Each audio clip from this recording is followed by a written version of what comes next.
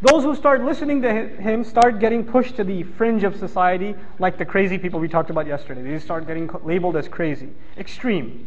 Okay, this cult that's a threat to the society.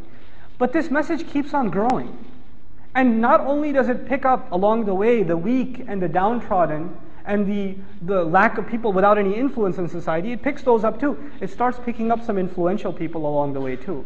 So when Abu Bakr as-Siddiq is an influential member of society, radiallahu anhu, Hamza is an influential member of society, Umar ibn al-Khattab is an influential member of society. So some heavy hitters from society are also now accepting this religion.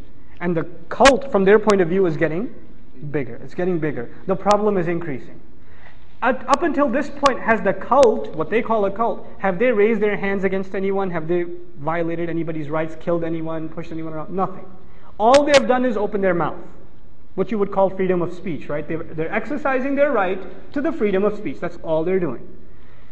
But as more and more people start accepting this message, they start learning this man isn't just talking about what's going to happen after we die. And he's not only talking about nations that came long ago. He's also saying that we shouldn't kill our baby daughters.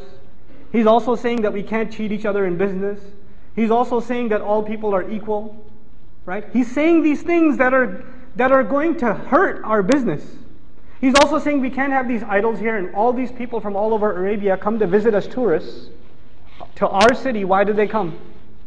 Because they have to go visit their local god that's being held hostage in Mecca, right? So if these things go away, our whole tourist economy is going to collapse, right? It's like somebody saying shut down Disney World. Orlando's not going to like that because the economy rests upon it. So he's not just talking about religious values, he's also talking about morally reforming society, and this moral reform will have direct repercussions on how the business operates in that society. So which group of people start getting worried a lot more? Not the poor, but who? The rich and the powerful. The rich and the powerful start worrying about this because they're getting threatened about their power structure. If everybody's equal, we can't have slaves that we can kill at our disposal. If everybody's, if we can't, kill whoever we want, and we can't fight, treat our women like property, etc., then this society is the way they are, they're going to change. So they find it a problem. So you know what they do? They say, there's freedom of speech. You can worship any god you want except the one this cult follows. Every other religion is acceptable, except which one? La ilaha illallah, Muhammadur Rasulullah. For a society that was so open, so accepting of different religions, they were, literally freedom of religion that we have in our constitution. That's what they had, freedom of religion. You want to worship a tree, worship a tree. You want to worship the sun, worship the sun. You don't want to worship anything, go ahead, don't worship anything. For that society, they went against their own principles to go against this man's speech, sallallahu alaihi wasallam. Does that sound familiar? You have a society that says freedom of religion, freedom of speech, except, right? Except, and slowly what starts happening is let's put a curb on Islam, what's being said, right? So now, anyway, this threat, first they start, if the character assassination doesn't work, and accusing him of being insane doesn't work, and calling them a cult doesn't work, what's the next thing these desperate, rich and powerful do? They start physically attacking them. First the followers and then the messenger himself, sallallahu alaihi wasallam. So who was the first one to actually engage in violence? The quote-unquote cult or that society? That society. And in response, did this cult apparently, did they even respond back with violence? No, the commandment was kufu aydiyakum, hold your hands. Don't respond with violence. And when the violence got completely out of hand, to the point where it's just your survival is in question, maybe we should fight back now. Not even then. What was the next thing? Hijrah, migration. Then migration. So who's the criminal so far? Who's actually the criminal so far? It's the Quraysh. And these people that have expelled their own citizens for believing whatever they believe, they've taken over their homes, they've killed some of their family members, they've tortured them. Imagine people of that country, citizens of that country, being tortured, their homes being taken over, them being forced to migrate to another country. Does that sound anything close to fair? Subhanallah. So who are the victims here? It's the messenger and his followers, alayhimu salatu wasalam. And their only crime, opening up their mouth about the truth. Reciting the Quran was their only crime. So they end up in Medina. And in Medina they receive a warm welcome. And their society starts getting established. Who's really threatened at this point? Again, the Quraysh. The Quraysh are threatened at this point. And at this point, when the permission was given to the believers to fight them, when that permission was given, you have to understand, they had the right to retaliate against those who had already killed them and executed them without just cause. So if you want to talk about international law, none of them were broken. No international law, even by today's standards, was broken at the Battle of Badr. And from then on, Uhud and Ahzab and all of the rest. And all of the rest. But here's the point I want to close with. If you say that Islam was spread by the sword, in our times, are there countries that are taken over by force? Right? Even in recent history, a country, a village, a region, a territory gets taken over by force, and there's violence in that region.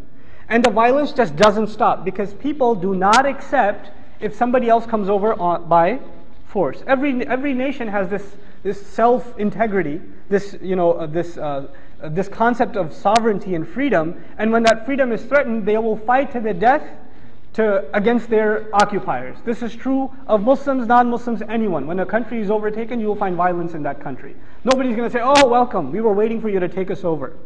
Nobody does that. So you find violence, for example, in rebel groups in many parts of Africa, in Sri Lanka. You find the same situation for a long time in Ireland, right? You find the same thing happening in Iraq. It's not any different from any other part of the world when a nation takes over another. That kind of violence ensues. Now, if in fact the messenger took over by force, what would you necessarily have seen in Mecca after its conquest? You would have seen violence. You would have seen retaliation. What do you see? Complete peace. Complete peace. And not only complete peace, the religion starts spreading like wildfire like never before because people see this as the real peace. Now here's the other thing that you should really think about, especially those of you that are political science students, history students, sociology students. There's very important concepts about the seerah that we should understand. And we should understand our religion in religious terminology and also in secular terminology because you have to engage people who don't know religious terminology. And you have to be able to speak to them in language they understand, right? Here's the thing. The political term is a revolution. That in 23 years, the messenger brought about a revolution in Arab society. Okay, that's what the political term is. Can you think of some other revolutions you heard about when you were in high school? If you went to high school in this country, what other revolutions do you read about? The French Revolution, the Bolshevik Revolution. You remember these, right? These are the revolutions you read about.